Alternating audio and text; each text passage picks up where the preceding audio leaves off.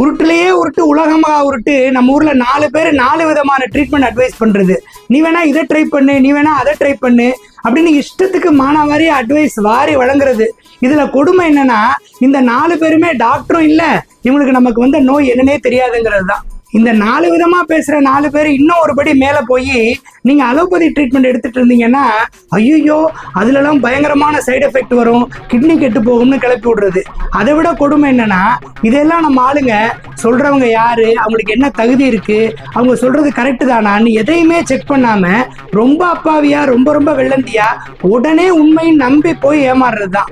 அதுலயும் சொல்றவங்க கொஞ்சம் வெள்ளையும் சொல்லையுமா அட்ராக்டிவா இருந்தா போதும், கேட்கவே வேண்டாம், பார்த்த உடனே நம்பிடுவாங்க. இதுதான் நம்ம டாக்டருக்கெல்லாம் டாக்டர் வள்ளுவர் ஐயா எப்பொருள் யார் யார் வாய் கேட்பினும் அப்பொருள் மெய்ப்பொருள் காண்பதறிவுன்னு நல்லா நெத்தியடியா சொல்லியிருக்காரு 2200 வருஷத்துக்கு முன்னாடியே. ஆனா இன்னும் நாம திருந்தல.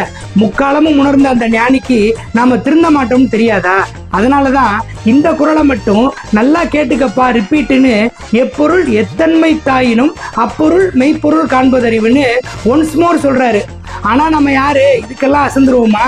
கொஞ்சம் கூட திருந்தாம சும்மா ஸ்டெடியா நிக்கிறோம்.